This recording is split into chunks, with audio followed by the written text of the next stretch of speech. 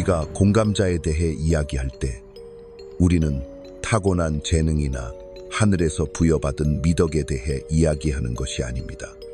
우리는 상처에 대해 이야기하고 더 정확하게는 나라는 단어를 배우기 전 수없이 찔린 영혼의 심리적 결과에 대해 이야기합니다.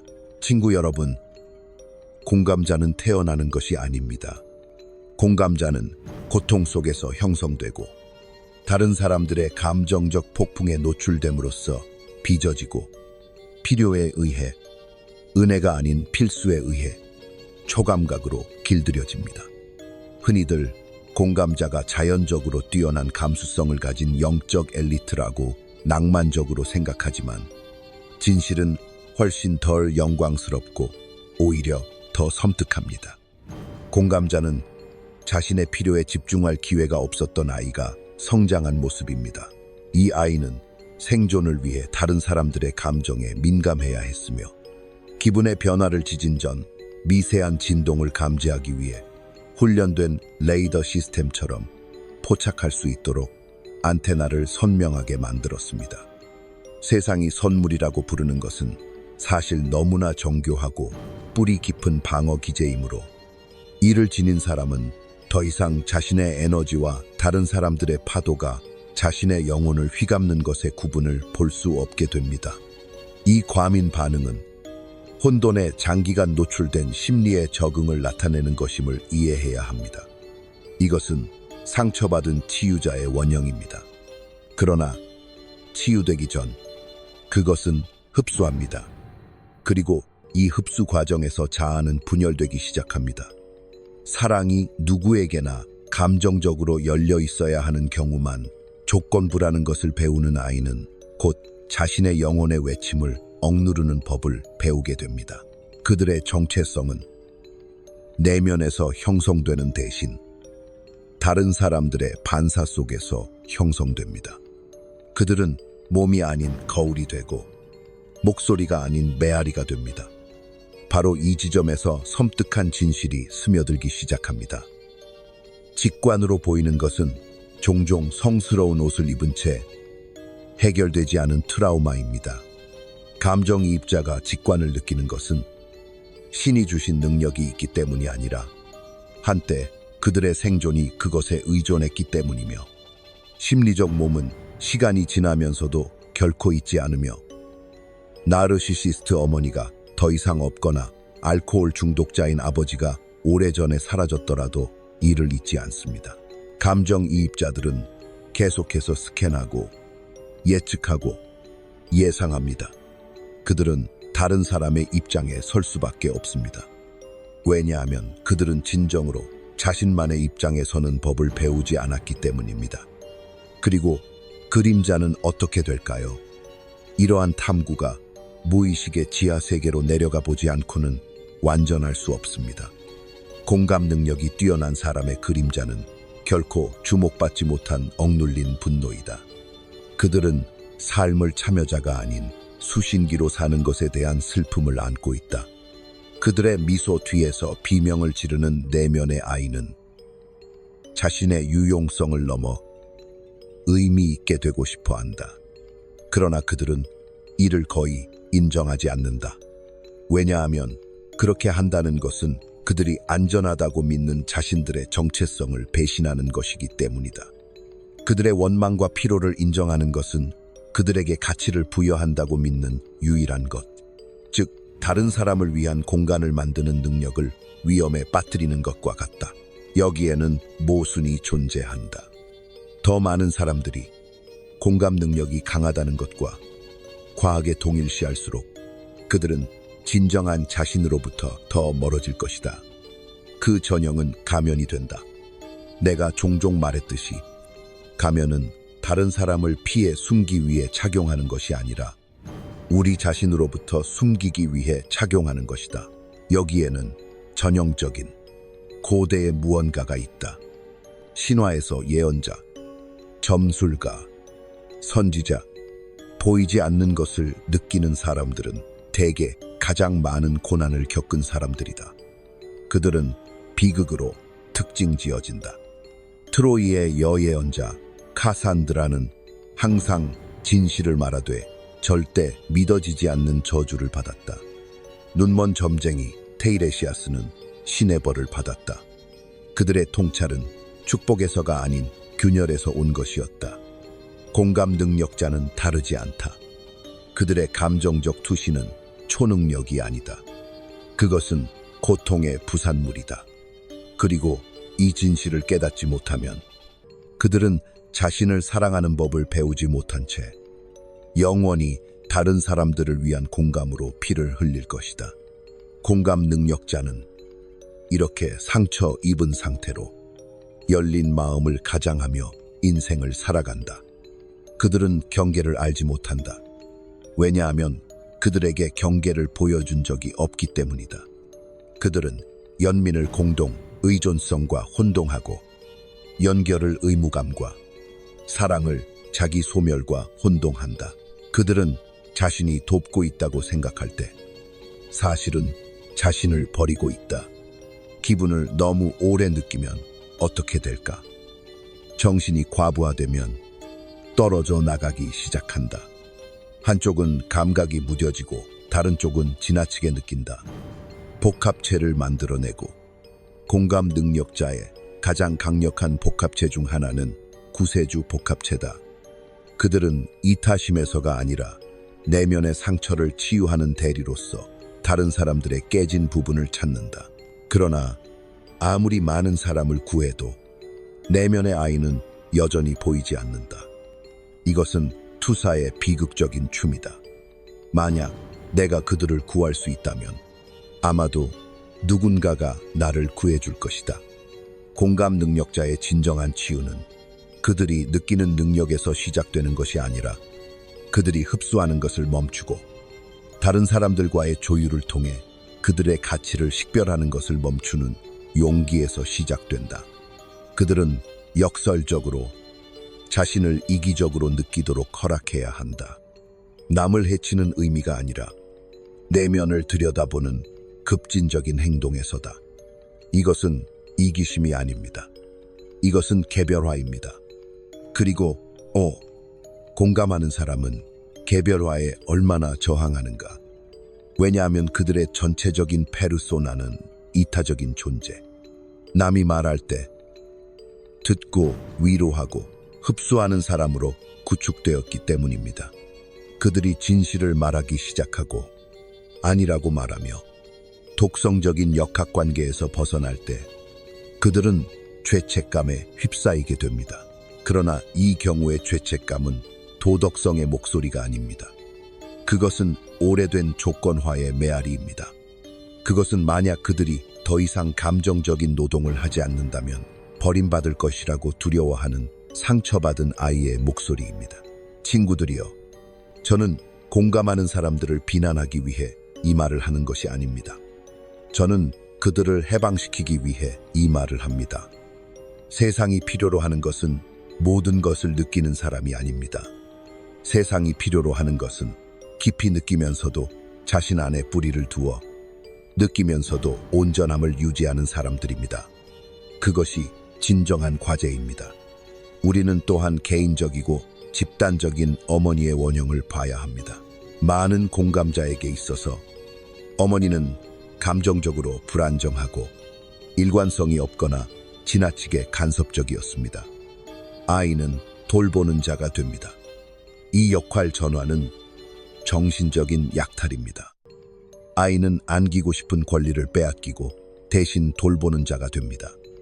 어머니의 원형이 왜곡되면 개인은 내부의 양육의 셈을 접할 수 없습니다. 그들은 다른 사람들을 돌봄으로써 외부에서 그것을 찾으며 무의식적으로 누군가가 마침내 그들을 향해 말하기를 당신도 안길 자격이 있습니다 라고 하기를 바랍니다. 공감하는 사람의 여정은 이 지점에서 내면으로 향해야만 한다. 그들은 스스로를 돌보고 다시 키우며 타인에게서 찾으려 했던 인정과 사랑의 근원이 되어야 한다. 그래야만 상처가 치유되기 시작한다. 그래야만 그들은 감정에 압도되지 않고 느끼고 자신을 잃지 않고 사랑하며 절하지 않고 베풀 수 있게 된다. 꿈에 대해서도 이야기해보자.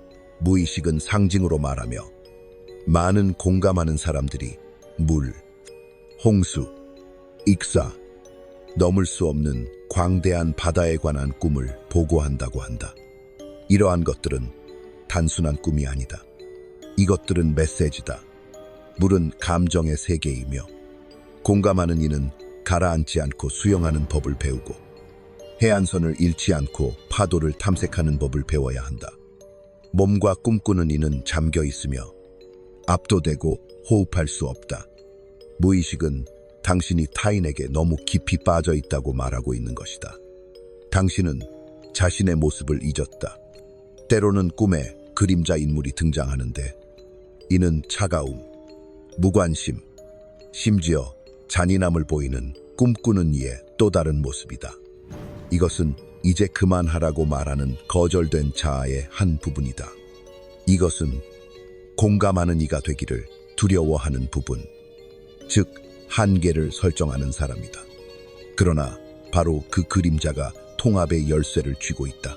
공감 능력자가 치유되기 위해서는 아니요라고 말할 수 있는 능력, 분노를 느낄 수 있는 능력, 항상 접근 가능하지 않아도 되는 능력을 되찾아야 한다. 그렇지 않으면 그들은 분열된 채로 남아 자신 안에서만 찾을 수 있는 것을 계속해서 타인에게서 찾아 헤매게 된다. 공감 능력자의 치유는 더 부드러워지는 데 있는 것이 아니다. 그것은 온전해지는 데에 있다. 그리고 제가 오랫동안 가르쳐온 것처럼 온전함은 완벽함이 아니라 통합이다. 그림자를 통합하고 분노를 통합하며 그들의 본성을 배반하는 것처럼 느껴지는 경계를 두려워하지 않는 것이다. 공감 능력자는 경계가 배반이 아님을 깨달아야 한다. 그것은 영혼의 발판이다. 이제 가장 어려운 부분, 즉 슬픔에 도달했다. 공감 능력자는 지나치게 느끼고 지나치게 주고 지나치게 확장했던 세월을 애도해야 한다. 어린 시절의 상실, 순수함의 상실, 자신이 충분히 착하고 충분히 민감하고 충분히 이타적이라면 누군가가 마침내 그들을 알아줄 것이라는 환상을 애도해야 한다. 그 슬픔은 신성하다. 그것은 재탄생의 문이다. 그리고 그 재탄생 속에서 그들은 더 이상 공감 능력자일 필요가 없다. 그들은 자기 자신, 복합적이고 통합된 강력한 존재가 되어 타인의 필요에 의해 정의되지 않고 그들 자신의 본질에 의해 생동한다. 그들은 여전히 느끼지만 더 이상 소모되지 않는다. 그래서 이제 여러분을 저와 함께 영혼의 미로로 초대하고자 합니다. 여기서 감정이입자는 너무 깊고 지나치게 본능적으로 느끼는 사람으로 기질의 기적이 아닙니다. 이는 조기버림을 당한 사람의 민감함에 새겨진 상처입니다. 감정이입자는 모든 감정을 흡수하도록 설계된 것이 아니라 누구도 그들의 감정을 감싸주지 않았기 때문에 나타납니다. 아이의 신경계가 아직 세상의 이미지와 융합되고 있는 삶의 가장 초기 시기에 상처는 시작됩니다.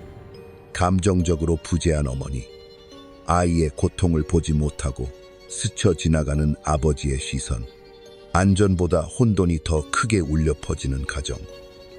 이런 환경에서 감정이입자는 형성됩니다. 선물로서가 아니라 필요하고도 멋진 적응으로서 감정이입자는 단순히 민감한 게 아닙니다. 그들은 과도하게 민감하지만 이는 스스로 선택한 것이 아닙니다. 아이의 정신은 안전을 유지하려는 절박한 시도로 관찰자가 됩니다. 말해지는 것뿐만 아니라 말해지지 않은 것들까지 흡수하기 시작합니다. 말 사이의 침묵, 폭력이 가까이 있을 때, 공기 중의 떨림, 경멸을 가리는 거짓 미소, 그들의 안테나는 길고 가늘게 자라며 미세한 주파수마다 떨립니다. 하지만 여기서 소름 끼치는 부분이 있습니다. 아무도 그들에게 주의를 기울이지 않았기 때문에 그들은 다른 사람들에게 맞추는 수밖에 없었습니다. 그들의 생존은 그것에 달려 있었습니다. 그리고 이제 몇십 년이 지난 후 공감 능력이 있는 사람은 왜 그것을 끌 수 없는지 궁금해합니다. 왜 군중이 칼처럼 느껴지는지, 왜 다른 사람들이 울지 않을 때 울게 되는지, 왜 부서진 자들, 착취하는 자들, 텅 빈 자들을 끌어당기는지를 그들은 공감자에게서 영혼이 아닌 자원의 공급원을 보기 때문입니다. 왜냐하면 공감 능력자의 상처는 존중받지 못하고 오직 칭찬받기만 했기 때문입니다. 당신은 정말 배려심이 많군요. 사람들이 그들에게 말합니다. 당신은 항상 이해해주네요. 그러나 그들은 다른 사람들의 슬픔에 빠져들어 있으며 그들 자신의 슬픔은 이름조차 붙지 못한 채 남아 있습니다. 공감 능력자는 태어나는 것이 아니라 충족되지 않은 필요의 용광로에서 단련됩니다. 그리고 이 용광로에서 역설적인 일이 일어납니다. 그들은 아름다워집니다. 왜냐하면 심리적 구조는 고통 속에서도 완전함을 추구하기 때문입니다. 공감 능력자의 민감성은 대가이며 트라우마의 어둡고 거친 토양에서 피어나는 꽃입니다. 사랑받지 못했던 아이는 신성한 열정으로 다른 사람을 사랑하는 법을 배웁니다. 고통을 무시당한 아이는 고통 그 자체에 유창하게 됩니다. 그러나 이 유창함은 대가가 따릅니다. 그것은 그들 자신의 필요, 분노, 어두움을 억누르는 것을 요구합니다. 이는 사회적으로 용인되는 친절함에 가면 아래 진정한 자아를 묻어버리는 것을 요구합니다.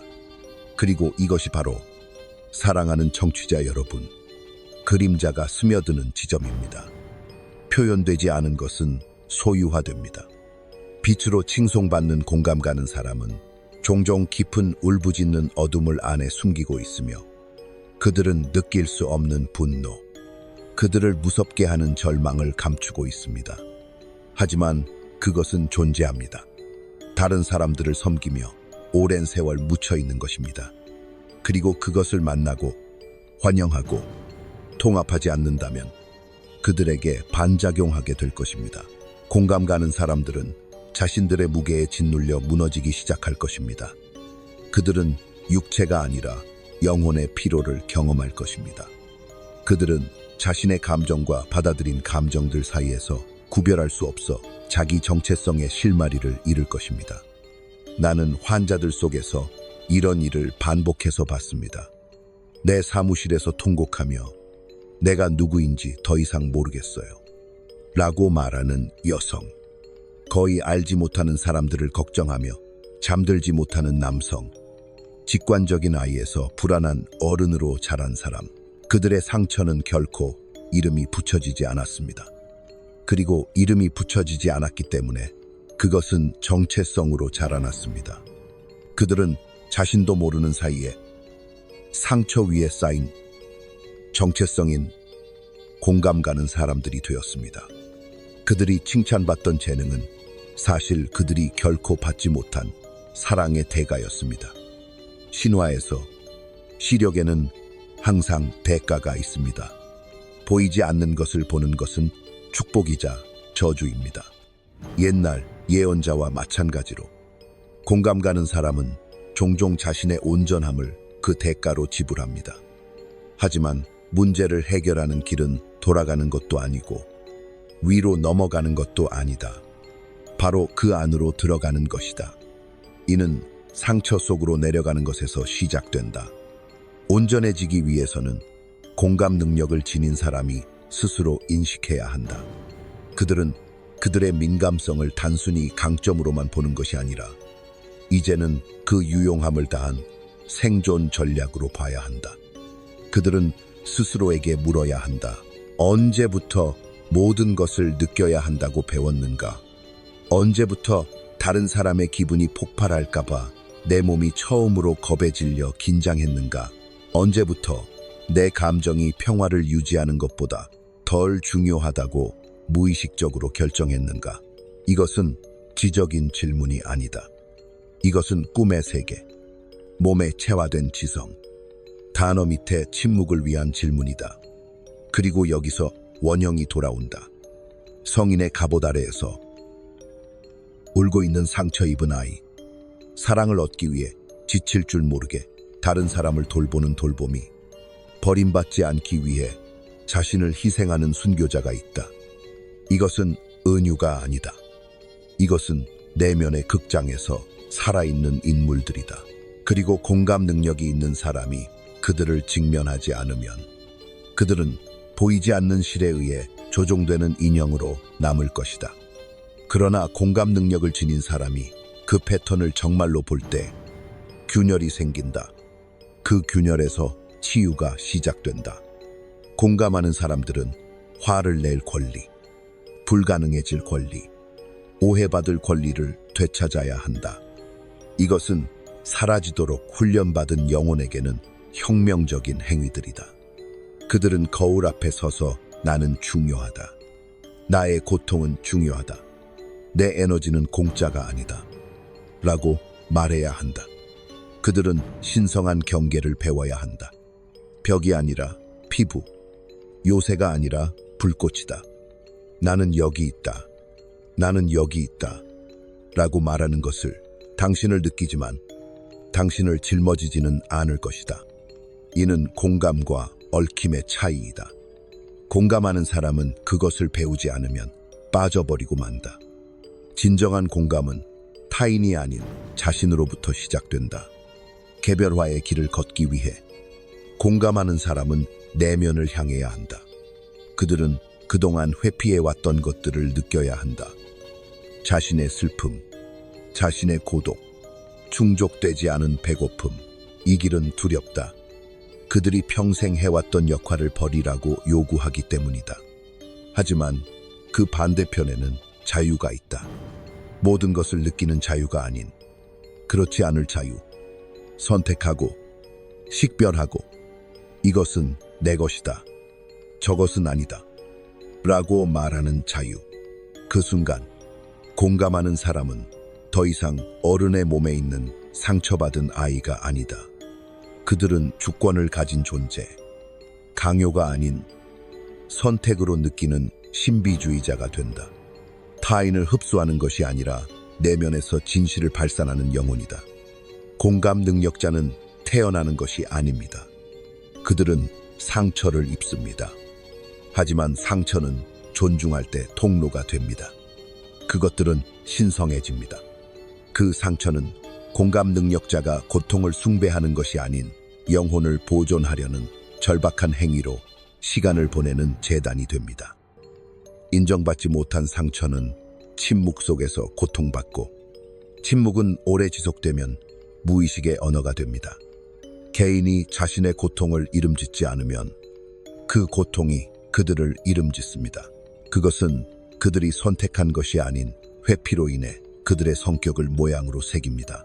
그들은 내부에서 동물이 반역으로 날뛰는 동안 겉으로는 조화를 가장한 가면을 쓸 것입니다. 그들은 어릴 때부터 금이 간 자비의 잔을 알지 못한 채 다른 모든 사람들에게 자비를 베풀 것입니다. 세상이 공감 능력자라고 부르는 것은 별에서 온 선물이 아니며 신성한 진동에 더 민감한 천상의 영혼도 아닙니다. 사실은 주변 사람들의 기분에 의해 안전이 좌우된다는 것을 배운 아이의 적응입니다. 그것은 인격으로 변모된 트라우마 반응입니다. 공감 능력이 뛰어난 사람은 신비로운 능력 때문이 아니라 결코 창이 될 수 없었기 때문에 거울이 되었다. 그들은 일찍이 모든 것을 보고 모든 것을 느끼되 아무도 자신을 볼 수 없게 하도록 배웠다. 그래서 생존하기 위해 그들은 사라졌다.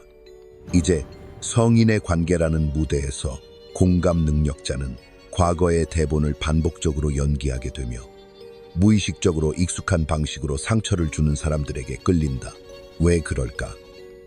그것은 완성을 추구하는 심리가 닫힌 자리로 돌아가는 이유가 고통받기 위해서가 아니라 치유하기 위해서다. 그러나 같은 무의식적 역할의 반복 속에서는 치유가 일어날 수 없다.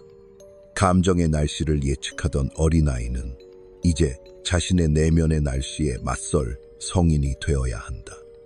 그렇지 않으면 다른 사람들의 폭풍을 예측하며 자신의 것을 소홀히 하며 평생을 보낼 운명에 처하게 된다. 조심해야 한다. 이것이 개별화 여정의 위험한 순간이다. 많은 공감 능력자들은 자신의 능력이 단순히 신성한 것이 아니라 어린 시절의 버려짐이라는 도가니에서 단련된 것임을 깨달으면 충격을 받을 수 있다. 그들은 고통에 닿지 않은 특별한 방식으로 특별하다고 믿고 싶어 한다. 하지만 고통을 힘으로 변형시키는 것보다 더 신성한 것이 무엇일까? 흉터가 시력이 되는 것보다 더 거룩한 것이 무엇일까? 공감 능력을 가진 사람을 낭만화하거나 비난하지 맙시다. 그들을 이해합시다.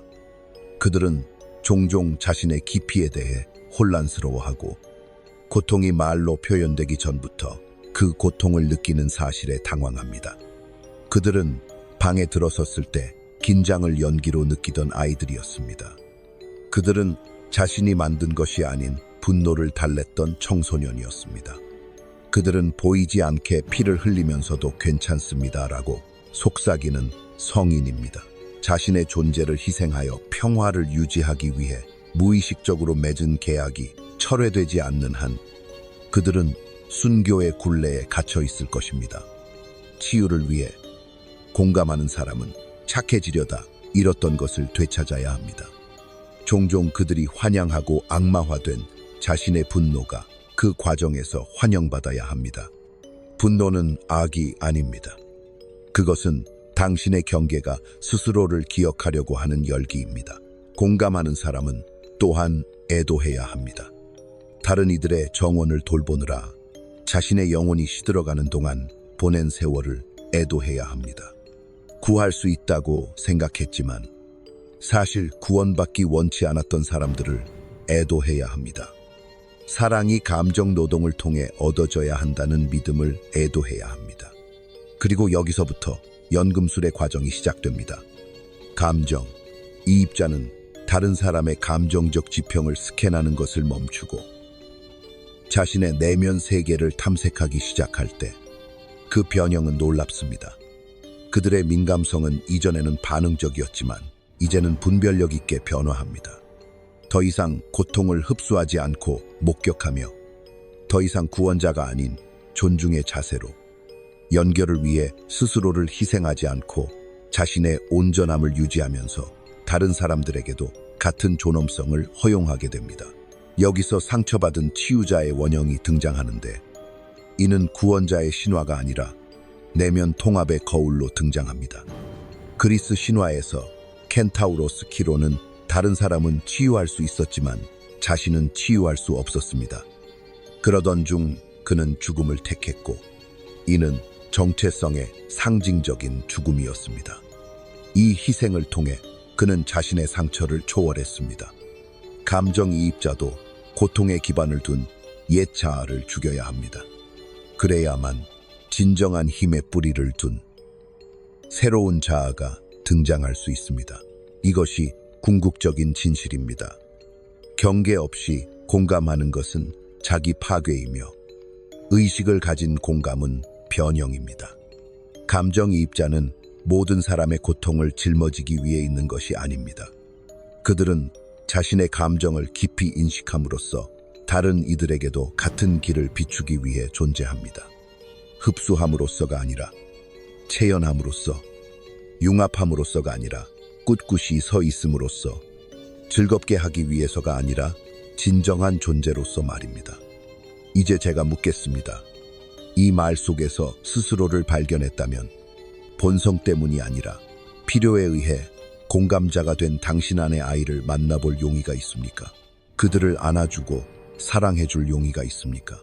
사라짐으로써 사랑을 얻어야 할 필요는 없다고 그들에게 말해주고 싶지 않으신가요? 당신은 온전히, 격렬하게, 당당하게 존재할 수 있습니다. 그렇게 하지 않는 한 이 원형은 모든 관계, 직장, 영적인 길에서 계속 반복되고 영혼을 고갈시키는 무의식적인 연민의 고리가 됩니다. 깊이 느낀다고 해서 당신이 약한 것은 아니지만 당신은 상처를 받았습니다. 당신에게 속하지 않은 것을 지고 가는 것을 멈출 수 없다면 치유는 민감함을 줄이는 것이 아니라 자신에 대해 더 잘 아는 것으로 시작됩니다. 문제는 감정이 아닙니다. 자신의 중심을 잊어버리는 것이 문제입니다. 그래서 이것을 남깁니다. 당신은 다른 사람의 그림자 안으로 사라지기 위해 태어난 것이 아닙니다. 당신의 존재를 밝히기 위해 태어났습니다. 그리고 그 신성한 빛으로 세상을 구하는 것이 아니라 온전함이 무엇인지 보여줍니다. 그래서 세상의 고통을 이렇게도 참혹한 정확성으로 느낄 때, 다른 사람의 기분이 변하기도 전에 이미 알아차릴 때, 이를 태어날 때부터 부여받은 기적적인 영적 민감성이라고만 여겨서는 안 됩니다. 아니요. 그 뿌리는 더 깊고 어둡습니다. 이러한 능력은 한때 혼란스러운 감정의 장에서 안전하게 남아있으려던 아이의 적응입니다. 어린 시절에 그 아이가 부모의 그림자, 해석자가 되었습니다. 감정이입을 잘하는 사람은 자주 자신도 모르게 말하지 않은 것을 해독하고 고요함 뒤에 일어나는 폭풍을 감지하는 자였습니다. 아버지의 침묵이나 어머니 미소 뒤에 눈물을 감지하며 그들은 살아남았습니다. 힘으로가 아니라 공기 중에 가장 미묘한 불안의 떨림조차 잡아낼 수 있는 정교한 레이더를 개발함으로써 성인이 되어 칭송받는 이러한 레이더는 방치, 거부, 보이지 않는 트라우마의 도가니 속에서 단련되었습니다. 상처에서 비롯된 공감은 양날의 검입니다. 안쪽으로 향하느냐, 바깥쪽으로 향하느냐에 따라 치유할 수도 있고 해를 끼칠 수도 있습니다. 많은 공감 능력이 뛰어난 이들이 다른 사람들을 치료하는 치유자가 되지만 여전히 그들 내면에는 치유되지 않은 상처 입은 아이로 남아있으며 자신의 재능을 자신에게 향하는 것을 두려워합니다. 왜냐하면 자신의 고통, 원래의 고통을 느낀다는 것은 그들이 타인에게 주었던 사랑이 한때 자신에게는 부정되었던 것을 마주하는 견딜 수 없는 진실이기 때문입니다. 여기서 우리는 소름 끼치는 진실에 도달한다. 제국은 태어나는 것이 아니라 단련되는 것이다. 그들은 신성한 부여에서 비롯되지 않고 초기 정신적 상처의 조용한 고통에서 일어난다. 이를 더 완벽하게 이해하기 위해 우리는 상처를 신성한 것으로 여기는 개념으로 돌아가야 한다. 신화에서 상처는 항상 여정의 시작이다. 성배 기사단은 각각 상처를 지녔는데 이것이 그들의 탐구를 이끌었다. 피셔 왕은 영원히 피를 흘리며 무엇이 너를 괴롭게 하는가? 라는 올바른 질문이 던져질 때까지 땅을 황폐하게 했다. 그런 질문은 순수하고 영혼에 집중되어 있으며 상처받은 공감자는 그들 자신의 내면의 아이에게 물어야 할 바로 그 질문이다. 그러나 그 질문을 과연 얼마나 많은 사람이 감히 묻는가? 다른 사람을 위로하는 능력에 취해 있는 많은 공감자는 진정으로 멈춰서 자신에게 내 감수성의 기원은 무엇인가? 나 자신의 상처를 반영하는 보이지 않는 상처를 남들에게 서고 있는가라고 묻는가? 이 질문이 없이는 공감은 투영된 돌봄의 감옥이 된다. 사람은 덕 때문이 아닌 상처받은 사람과 무의식적으로 동일시되어 다른 사람을 구하려는 중독 상태에 빠진다. 그리하여 상처받은 치유자의 전형이 활성화되지만 아직 초월되지 않는다. 치유자가 자신의 상처를 인식하고 그것만으로 자기 자신을 규정하지 않을 때만 온전한 존재로의 변형이 일어난다. 상처를 가면이 아닌 상징으로 지니는 것은 진정한 치유에 입문하는 것이다. 먼저 다른 사람에 대한 것이 아니라 자기 자신에 대한 치유이다. 그림자 속의 공감자는 종종 경계가 없다. 왜냐하면 그들은 아마도 언어를 배우기 전부터 사랑이 자신의 융합에 달렸다는 것을 배웠기 때문입니다. 그들은 조율하고 동의하고 다른 사람의 필요를 예상하는 것으로 보상받았으며 자신의 입장을 주장하는 것으로 미묘하게나마 혹독하게 벌을 받았습니다. 정신적 장벽은 고귀한 희생이 아니라 생존 메커니즘으로서 유하기에 무너졌습니다. 따라서 성인 공감자에게 경계의 부재는 미덕이 아닙니다. 그것은 상처입니다. 그리고 그것이 보이고 존중되고 애도될 때까지 공감자는 순교와 사랑을 혼동할 것입니다. 많은 공감자들의 꿈에서 이것이 드러납니다. 물, 홍수 또는 물에 잠긴 집이 보입니다. 물은 무의식으로서 압도감을 말하지만 여성성, 느낌, 위대한 어머니의 원형을 반영하기도 합니다. 이러한 물이 상승할 때 그것은 종종 자아가 처리되지 않은 감정의 잔재에 빠져들고 있다는 신호입니다. 그것은 꿈꾸는 이에게 이미지를 통해 상징적으로 중심을 재구축하고 자신이 서 있을 수 있는 섬을 재건하라고 부르는 것입니다. 이 꿈들은 거짓말하지 않습니다. 그것들은 개별화를 이루는 근본적인 과제, 자신의 감정 생활을 회복하는 것을 암시하며 다른 사람의 감정에 녹아들지 않는 것입니다. 여기에서 역설이 발생합니다. 진정한 공감자는 다른 사람들을 위해 느끼는 사람이 아니라 먼저 자신의 내면을 되찾은 사람입니다. 그것은 흡수의 선물이 아니라 분별의 선물이며 대신 느끼는 것이 아니라 함께 느끼고 소모되는 것이 아니라 목격하는 것입니다. 이러한 구분은 근본적인 상처가 의식으로 불러와져 슬퍼하고 상징화될 때만 가능합니다. 그때서야 공감자는 단순히 다른 사람들이 느끼는 것을 아는 것을 넘어서 왜 그들이 느끼는지, 그리고 더 중요하게는 그들이 짊어져야 할 것이 무엇이고 아닌 것이 무엇인지 아는 예언자로 변모합니다. 나는 한 환자를 기억합니다. 그녀는 중년의 나에게 왔고 지친 상태였지만 그녀 자신이 이름 붙일 수 없는 빛으로 빛나고 있었습니다.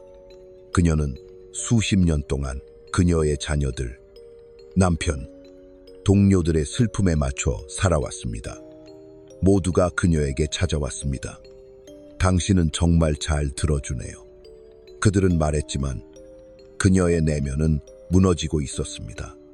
그녀는 다른 사람들의 고통이 아니라 자신의 부재로 인해 울고 있었습니다. 누군가를 돕지 않으면 내가 누구인지 모르겠어요. 그녀는 상담 중 고백했습니다. 우리는 눈에 보이지 않는 아이의 이미지를 발견했습니다. 그녀가 귀신 같은 형상들 뒤를 치우며 거대한 집을 보이지 않게 방황하는 꿈이었습니다. 그리고 나는 그녀에게 묻습니다. 지금의 당신에게 묻는 것처럼 누가 당신의 영혼을 치워주나요? 세상이 그것을 돌봄자로 조각하기 전 당신의 본래 얼굴을 누가 봅니까? 그녀의 여정은 많은 공감자들처럼 예민함 속에 숨겨진 자아를 되찾는 여정이었습니다.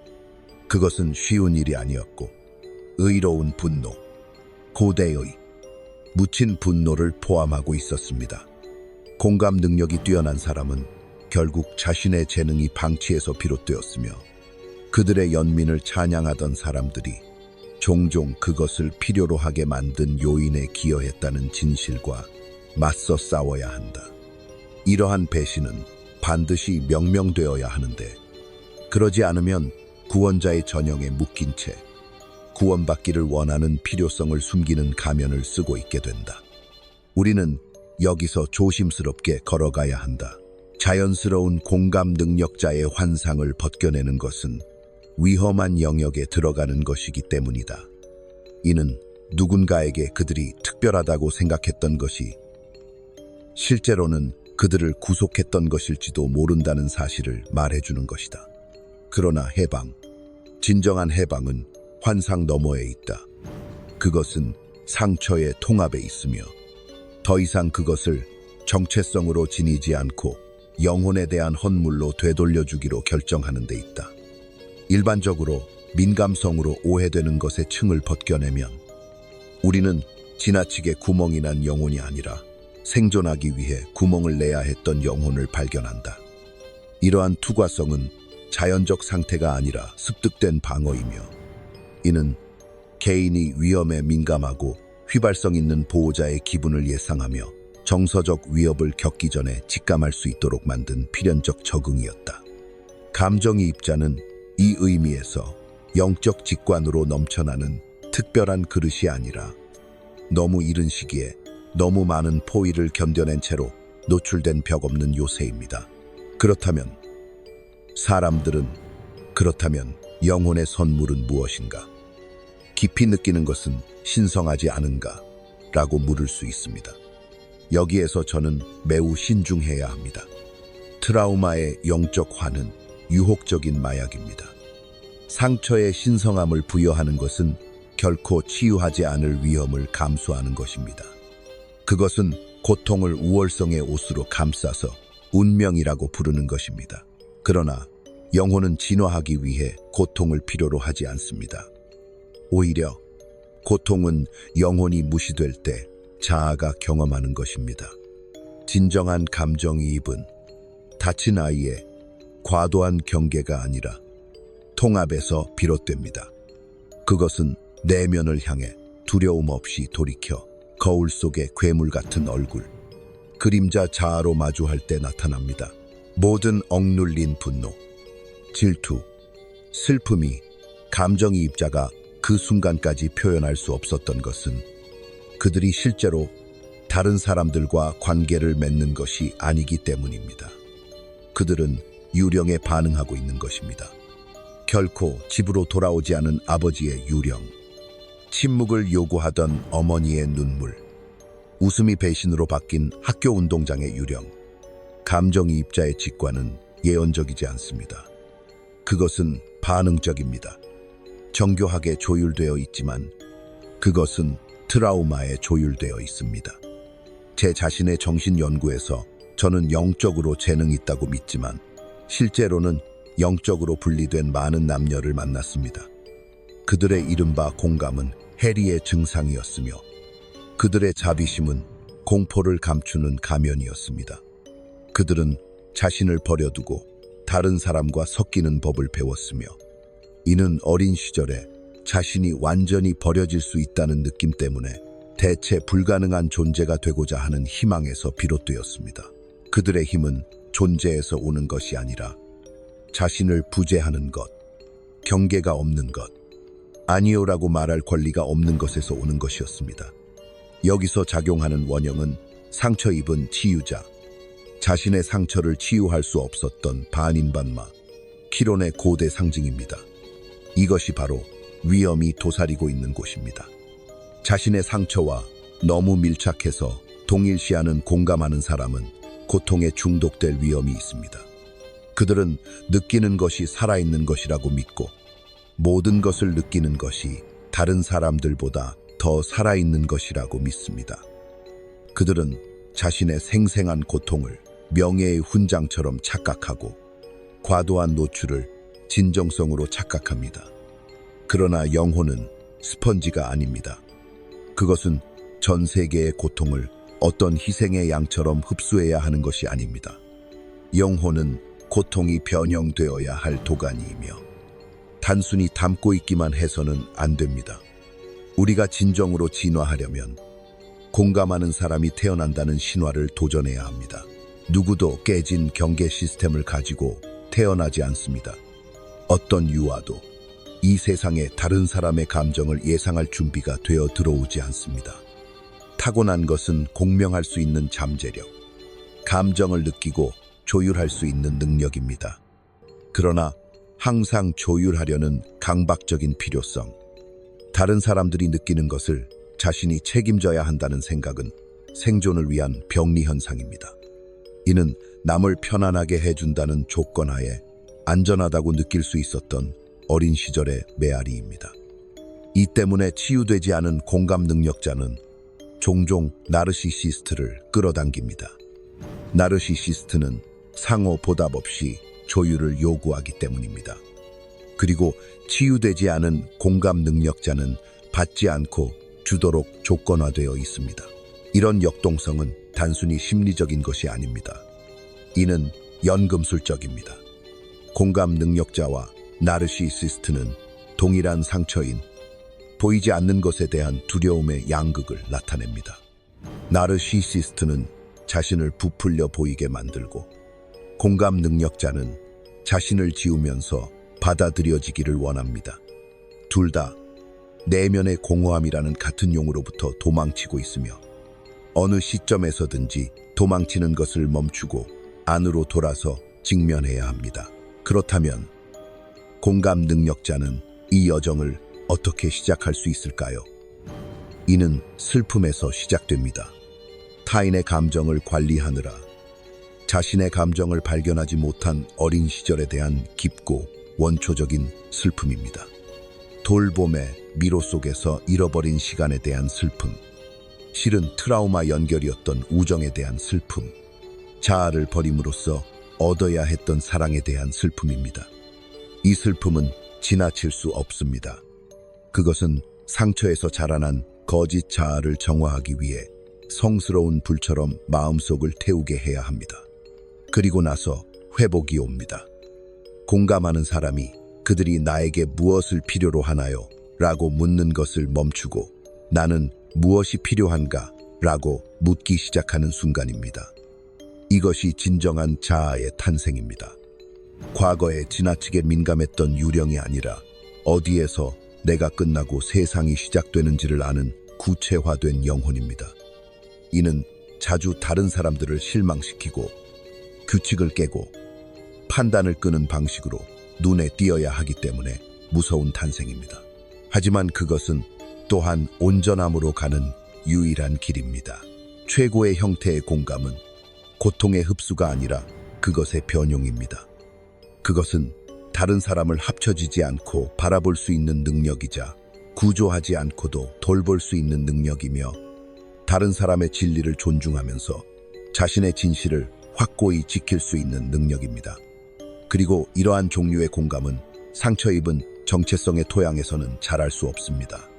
그것은 경계, 자기 신뢰, 오해받을 용기가 필요합니다. 상처를 숭배하지 마십시오. 고통의 성소를 만들지 마십시오. 대신 그것을 공부하십시오. 마치 기이하고 고대의 신처럼 그것과 함께 앉아 무엇을 원하느냐고 물어보십시오. 왜 당신을 선택했느냐고 물어보십시오. 그리고 그것이 대답할 때 움츠러들지 마십시오. 들어보십시오. 왜냐하면 당신의 상처는 당신을 정의하려 하지 않기 때문입니다. 그것은 당신을 자유롭게 하고 싶어 합니다. 상처로 인해 지배받지 않는 공감자는 완전히 다른 존재가 된다. 더 이상 스펀지가 아니라 거울이 되고 구원자가 아니라 안내자가 된다. 그들은 다른 사람들의 고통을 흡수하는 것을 멈추고 진실을 반영하기 시작한다. 그들은 신성한 어둠으로의 출발, 내면의 아이를 위한 산파, 영혼의 숨겨진 구석을 밝힐 수 있는 불에 지키는 자가 된다. 이것이 그들의 진정한 소명이다. 세상을 위해 피를 흘리는 것이 아니라 세상의 피를 멈추는 방법을 보여주는 것이다. 내가 공감자가 상처받았다는 말을 할 때 그들의 경험을 격하하려는 것이 아니라 일단 통합된 상처가 하나의 관문이 된다는 것을 성화하려는 것이다. 그 관문을 통해 우리는 융합의 황홀감이 아니라 분리의 완전함 속에서 신성을 만난다. 우리는 서로가 되기 위해 여기에 있는 것이 아니라 온전하고 강렬하며 거리낌 없이 우리 자신이 되기 위해 여기에 있다. 그래서 나는 당신에게 이것을 남긴다. 공감자가 된다는 것은 특별하다는 의미가 아니다. 그것은 치유하고 깨어나며 결코 배우지 못한 경계를 몸소 드러내는 부름을 받는다는 것이다. 그리고 만약 당신이 이 부름을 저주가 아니라 입문으로 받아들인다면 당신은 단지 세상을 느끼는 것에서 그치지 않고 세상을 변화시키는 데 도움을 줄 것이다. 그러나 공감자가 가질 수 있는 가장 위험한 환상은 그들의 민감함이 상처와 무관한 미덕이라는 환상이다. 그렇지 않다. 진정한 공감은 고통의 용광로에서 단련된다. 그것은 도덕적 우월감에서 오는 것이 아니라 생존에서 온다. 감정적인 분열, 버려짐, 견딜 수 없는 것을 짊어진 생존에서 발생한다. 사랑이 아닌 위험 속에서 훈련된 아이는 성인이 되어 감정이입자가 된다. 그녀는 다른 사람들의 기분을 철저히 관찰했는데 그것은 자신이 원해서가 아니라 해야만 해서였다. 부모가 감정적으로 변덕스럽거나 자기중심적이거나 우울하거나 중독된 가정에서는 아이가 조용한 지진계처럼 폭풍을 감지하게 된다. 그녀는 타인을 돕기 위해서가 아니라 생존하기 위해 감정의 공기를 스캔한다. 이러한 종류의 감정이입은 잠복한 과잉 경계감이다. 그것은 배려가 아닌 두려움에서 비롯된 것이다. 그것은 반사작용, 방어기제, 정신적 자비의 겉모습을 다룬 고대의 적응 기제이다. 그리고 여기에 무서운 진실이 있다. 감정이입자로 종종 미화되는 사람은 성인이 아니라 생존자다. 그녀는 다른 사람들이 느끼는 것을 느끼는 법을 배웠다. 그렇게 하지 않으면 방치, 처벌 또는 심지어 파괴로 이어질 수 있었기 때문이다. 그리고 그녀가 통찰력과 깊이로 칭찬받을 수 있을지라도 진실은 변함이 없다. 감정이입자는 타인의 고통을 너무나 완벽하게 겪어서 자신의 감정을 느끼는 것을 잊은 사람이다. 하지만 감정이입자가 깨어나면 어떻게 될까? 그녀가 사랑이라고 부른 것이 사실은 적응이었고 연결이라고 부른 것이 사실은 혼란이었으며 그녀의 선물이라고 생각했던 것이 사실은 생존 전략임을 알게 될 때가 오면 어떻게 될까? 이것이 감정이입자의 치유 여정의 시작이다. 그리고 그 여정은 감정이입자뿐만 아니라 세상까지 변화시킬 수 있는 여정이다. 가장 큰 선물은 훈장처럼 간직된 상처였다. 그러고 나면 진정한 여정이 시작된다. 그녀는 자신의 시면, 돌봄이라는 가면, 아래 오랫동안 묻혀있던 슬픔, 분노, 혼란의 층으로 내려가야 한다. 그 하강에서 그녀는 처음으로 자기가 한때 아이였던 유령, 보살핌이 필요했지만 대신 보호자로 만들어진 다정하고 두려웠던 존재를 만날지도 모른다. 공감은 개별화, 그림자 작업, 그리고 다른 사람의 감정을 조절하는데 자신의 삶을 빚지는 것이 아니라는 고통스러운 깨달음을 통해 되찾아야 한다. 그녀는 상처를 입기 전에 나는 누구였지? 세상을 위해 감정 노동을 하지 않을 때 나는 누구지? 내 감정은 무엇이지? 라고 물어야 한다. 이러한 방식으로 자신을 되찾는 것은 이기심이 아니다. 그것은 단지 좋은 것만이 아닌 온전해지는 정신적 통합을 향한 한 걸음이다. 원형들은 늘 그렇듯 그녀를 안내할 것이다. 상처 입은 치유자, 어머니, 그림자, 트릭스터가 그녀의 꿈을 방문할 것이고 이미지와 상징으로 말을 걸며 그녀가 크게 말하지 못했던 진실을 속삭일 것이다. 침대에 나타난 뱀은 억눌린 원초적 에너지를 나타낸다. 방이 너무 많은 집은 분열된 정신을 상징한다. 치솟는 바다는 터질 준비가 된 느끼지 못한 감정을 의미한다. 각 꿈은 암흑의 숲에서 실을 풀어가는 계시의 순간이 될 것이다.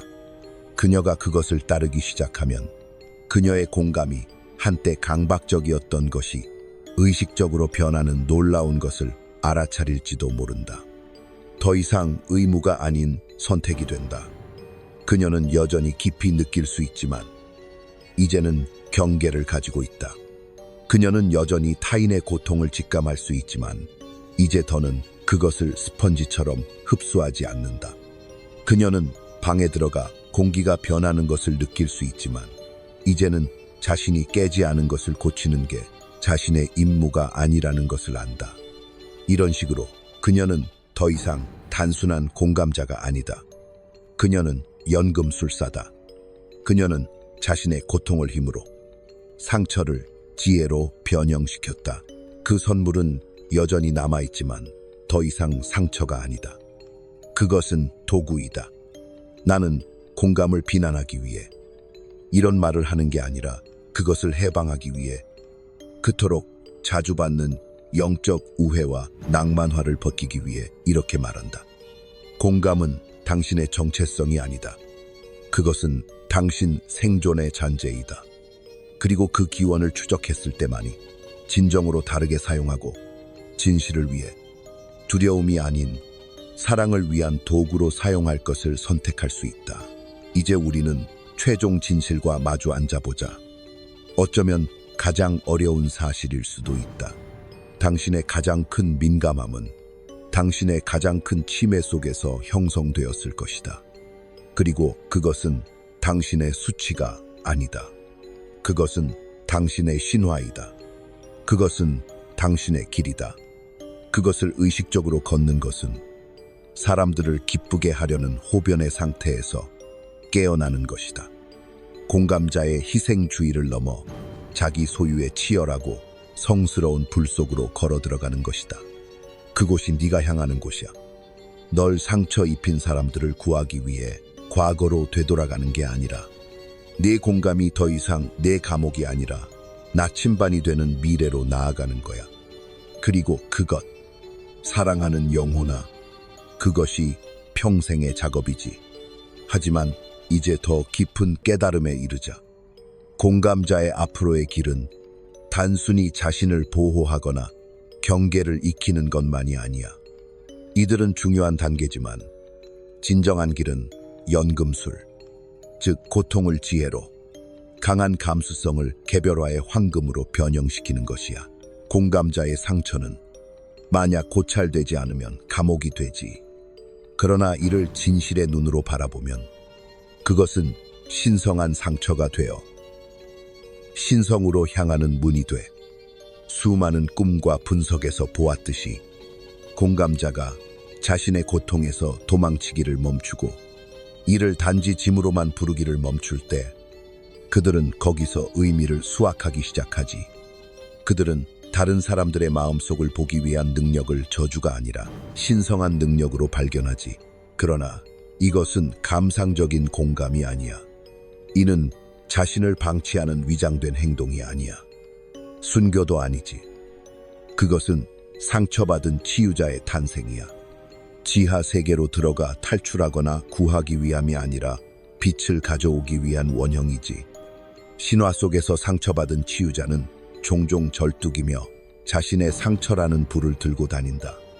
켄타우로스 키로는 자신을 치유할 수 없었지만 그의 상처 자체가 그의 지혜의 원천이 되었다는 걸. 공감하는 사람은 나는 단순히 피를 흘리고 있는가? 아니면 치유가 흐르는 통로가 되고 있는가? 라는 질문을 해야 합니다. 그 답은 자신이 진정으로 그림자를 대면했는지 여부에 달려 있습니다. 공감자로서 치유한다는 것은 민감성이 줄어드는 것이 아니라 그 민감성이 요구하는 것에 더욱 의식적으로 되는 것입니다. 영혼은 단순히 느끼기를 원하지 않습니다. 그것은 변화를 갈망합니다. 고통을 무게로가 아니라 상징으로, 즉 깊은 정신에서 오는 메시지로 들고 다닐 수 있는 오래된 능력을 기억하기를 원합니다. 이는 세상이 당신을 통해 말하는 방법입니다. 그러나 이를 위해 공감자는 단순히 흡수하는 존재라는 잘못된 정체성을 버리고 반사하는 존재, 즉 스펀지가 아닌 반사경의 깊은 정체성으로 깨어나야 합니다. 저는 항상 영혼이 자신의 치유로 끌린다고 믿어왔습니다. 만약 당신이 공감의 씨앗을 안고 태어났다면 그것은 아마도 당신의 영혼이 조상의 고통의 장을 변환시키기를 갈망하기 때문일 것입니다. 당신의 몸은 여전히 어머니의 비명, 아버지의 부재, 공포로 인해 집이 침묵했던 밤을 기억할 수 있지만 당신의 정신은 약속을 기억합니다. 이 이야기가 고통으로 끝나도록 두지 않을 것입니다. 다른 사람들이 느끼기를 거부하는 것을 느낄 것이고, 그렇게 함으로써 오랫동안 세상에서 죽어있던 것을 깨울 것입니다. 이것이 진정한 공감자입니다. 감각의 희생자가 아니라 감정의 연금술사입니다. 만약 이것이 당신의 깊은 부분을 흔들었다면 자신을 급하게 정의하거나 고치려고 하지 마십시오. 대신 당신의 상처와 함께 앉으십시오. 그것에게 말을 걸고 당신을 위해 무엇을 간직했는지 물어보십시오. 그것은 당신의 적이 아닙니다. 그것은 당신의 오라클입니다. 당신이 느끼는 고통은 한때 갈 곳이 없던 사랑이었습니다. 이제 그것을 놓아주십시오. 향처럼 위로 날아가게 두십시오. 그리고 그 재에서 새로운 자아가 일어나게 하십시오. 느끼는 것을 두려워하지 않으면서도 감정에 사로잡히지 않는 자아로 결국 공감자는 버림받음의 사막을 걸어 물을 가지고 돌아온 사람입니다. 그러나 그 물은 먼저 자신에게 제공되어야 함을 기억하십시오. 세상에 제공하기 전에 당신 자신의 치유의 샘에서 먼저 마셔야 합니다. 당신은 공감자로 태어난 것이 아닙니다. 고통을 통해 그것에 입문됩니다. 그러나 거기에 머무르기 위한 것이 아닙니다. 당신은 치유자로, 횃불을 드는 사람으로 나의 상처가 나의 끝이 아니라 시작이었다라는 것을 아는 사람으로 나서기 위한 것입니다. 그러므로 이렇게 남깁니다. 당신의 공감이 더 이상 다른 사람들의 고통에 당신을 묶는 사슬이 되지 않게 하십시오. 그것이 당신의 과거의 폐허 위로 날아오르는 날개가 되게 하십시오. 그래야만 공감자는 상처를 초월하고 선물을 체현하게 됩니다. 그리고 그것이야말로 진정한 변혁의 시작입니다.